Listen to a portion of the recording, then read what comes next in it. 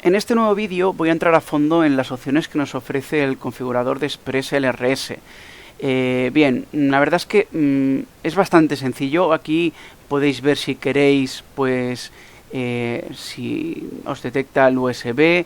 Hay algunas opciones así exóticas, ¿no? Como para flashear ciertos targets y hardware específico. Esto no lo vamos a tocar para nada porque la mayoría son cosas que no vienen al caso de lo que nosotros queremos. Bien, así que solamente nos mantendremos en Official Releases. Ahora aquí podemos ver las que serían las precandidatas. Aquí estamos hablando de versiones beta, por si nos interesa alguna en concreto. Yo no recomendaría que toquéis esto. Empezaría de hecho actualizando, si es un R9M, con esta versión que ha demostrado que es estable y que funciona, y luego ya meted lo que os vaya mejor, que será mucho más sencillo a partir de aquí. Bien, entonces voy a hacer un ejemplo de configuración de un R9M para long range. Bien, comento primero, si tenéis por ejemplo un Lite Pro, todavía no está disponible el método habitual. Aquí tendríais que hacer uso de una serie de conexiones y placa diferente a lo que sería la conexión habitual de Bahía. Aquí por ejemplo ya con la Lite normal ya tenemos la versión de bootloader, que ya explicaré en otro capítulo. Y bien, si tenemos un R9, pues nos podemos quedar tranquilos que tenemos una serie de opciones que lo harán muy fácil, muy fácil. Bien, no voy a volver a explicar cómo actualizar el OpenTX ni cómo actualizar Lua. Esto ya lo he hecho en capítulos anteriores, pero aquí es donde se podía descargar. Aquí, bueno, tenemos una opción manual donde podemos enganchar código, y tenemos otra estándar en Device Options. Esta sería la que vamos a usar, la otra no la usaremos para nada, a menos que tengamos pues una receta que nos hayan pasado, que nos interese, pero bueno, no va a ser el caso. Bien, por supuesto vamos a poner configuración para Europa. Nosotros que tenemos la banda europea, la zona esta amarilla, nos interesa en todo momento no interferir con las antenas de comunicaciones. Luego, si vivís en Estados Unidos o en América Latina, pues aquí tenéis lo que sería la banda 915, que es la que tendríais que poner. Y si vivís en Asia-Oceanía, en la zona esta púrpura, os tocaría poner pues la que corresponde a Australia. Bien, pues dicho esto, volvemos aquí. Dejamos esto, a menos que queramos viajar a Estados Unidos o algo así. En ese caso sí que lo vais a tener que cambiar o tendréis fail safe.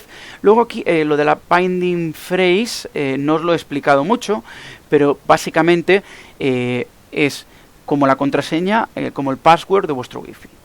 Tanto vuestros transmisores, módulos, o tanto como vuestros receptores, sean del fabricante que sean, todos deben tener la misma contraseña.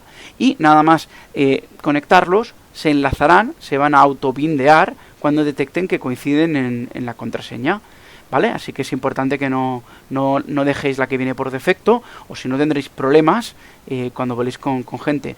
Luego aquí en desbloquear alta potencia, esto es porque por defecto se quedarían en 125 milivatio máximo, que es una calor ya interesante con ExpressLRS en un R9M. Si queréis, os va un rollo hardcore y queréis pues hacer algo ya más, no sé, complicado y necesitáis 500 o 1 vatio, lo podéis desbloquear. Pero claro, en este caso lo que os dicen es que os recomiendan que os hagáis un mod impreso en 3D con un ventilador para que la ventilación sea adecuada, si no vais a empezar a degradar la electrónica de vuestro receptor, ya que utiliza muchísimo el procesador, utiliza muchísimo el chipset y se calienta muchísimo ExpressLRS. También, bueno, más adelante, pues si lo quemáis podéis comprar uno nuevo, pero bueno, en principio lo podemos dejar ahí como opción. Y ya más adelante ya veremos. Aquí esta opción la vamos a dejar desmarcada. Esto es una configuración para un dron de long range, y lo que quiere esta opción es que nos va a ahorrar cierta latencia, a cambio de que no va a recuperar nunca del failsafe, ¿vale? O sea que lo que vamos a hacer aquí en este caso es dejarla desmarcada, ya que hay un paquete de información que está preguntando constantemente: hola, ¿eres el receptor? ¿Estás ahí? Hola, ¿estás ahí? ¿Sí? En caso de que tú tengas un failsafe y quieras recuperar, pues gracias a eso recuperas. Si lo quitas, pues no recuperas. Así que lo dejamos tal y como está. Luego, aquí tenemos una opción que es la equivalente al Crossfire Shot. Si tenemos que ya hemos hecho un OpenTX nuevo, pues a partir de la versión 2.3.12 siempre activado para tener las máximas prestaciones de packet rate. Entonces pasamos a extra data. Aquí tenemos hybrid switches. Esto lo dejamos marcado. Esto sirve para que nuestro botón de armado tenga dos posiciones, que va a ser en la auxiliar 1, y el resto de nuestros switches tendrán 3 posiciones, las que vamos a usar en la mayoría de drones y a las fijas, ¿vale? Si queréis, por ejemplo, imaginaos que vosotros pues tenéis en INAV una configuración complicada con un potenciómetro y necesitáis no sé cuántas posiciones. En ese caso sí que podrías explorar esta opción de desmarcarla, o incluso esperar a futuras actualizaciones en las que tengáis pues más posiciones, pero esto se hizo como optimización a las 1000 posiciones que se actualizaban 200 veces por segundo de los switches de FrSky y Crossfire. Bien, aquí en telemetría, en esta opción de digamos activar telemetría avanzada, nos incorpora los 10 elementos de telemetría, estos que veis aquí, que son pues el sensor de batería, el GPS, el modo de vuelo. Bien, si vamos a hacer long range, las coordenadas serán indispensables, así que esto no es negociable. Si nos cuesta más latencia, da igual, lo vamos a marcar siempre. Y bueno, aquí esta opción no la vamos a tocar para nada. En cualquier radio basada en OpenTX tiene que estar desmarcada. Y si tenemos una radio RSky, pues en ese caso sí, tenéis que marcarla. Bien, las últimas opciones son una pijería, pero os la explico ya que estamos. Tienen que ver con los sonidos. Por defecto, cuando se encienda el módulo, se escuchará una melodía de Express LRS que seguramente con el tiempo acabaréis odiando. Así que si un día la queréis cambiar por un bip, pues marcáis esta opción. Si un día os cansáis de ese bip y no queréis escuchar absolutamente nada, pues marcáis esta opción. Y si un día pues queréis poneros vuestra opción de melodía propia, y podéis copiar aquí el código de la melodía y bueno, sonará la musiquita que vosotros queráis. Bien, con esto no voy a entrar en cómo compilar, eso lo haré en otro capítulo. Solamente quiero que veáis que si, por ejemplo, ponemos un receptor R9MM, pues aquí veréis que aparecerán alguna opción. Dependiendo del hardware aparecen opciones. Aquí, por ejemplo, nos aparece esta opción que es interesante, que es si nuestra placa controladora no tiene un RX y un TX limpio, no invertido, es decir, es de estas que estaban pensadas para FrSky SBUS, pues marcamos esta opción para que ese receptor pues funcione con el invertido del RX. El RX estará invertido para que se pueda conectar.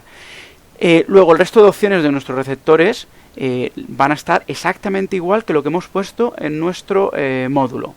Si hay alguna cosa que cambia, por ejemplo esto, pues podríamos tener errores en la telemetría y podrían darse situaciones no deseadas. Así que vamos a mantenerlo como estaba. Y ahora voy a hacer un ejemplo de configuración para puro race, para alguien que solo quiera hacer carreras. Entonces, alguien que solo quiera hacer carreras, bueno, pues va a hablar a la banda 2.4 para conseguir esos 500 o hasta 1000 hercios en un futuro, que darán una latencia de hasta 2 milisegundos. Aquí lo demás va a ser igual, binding phrase. Bien, si se trata de un módulo que vais a conectar en una Radiomaster TX16S, en una FrSky QX7 o una TBS Tango 2, entonces este módulo, para que funcione, tendréis que marcar esta opción. Y también podéis marcar pues la máxima potencia, por ejemplo en beta FPV serían 500 milivatios. Luego, en este caso, aquí veréis que por ejemplo no voy a necesitar para nada en un Tiny o en un dron de carreras o en algunos de freestyle tampoco seguramente toda esta información digamos en mis drones para que me la pasen a la emisora. Recordad que esto sigue estando en el OSD y se sigue viendo porque se hace a través de la placa controladora.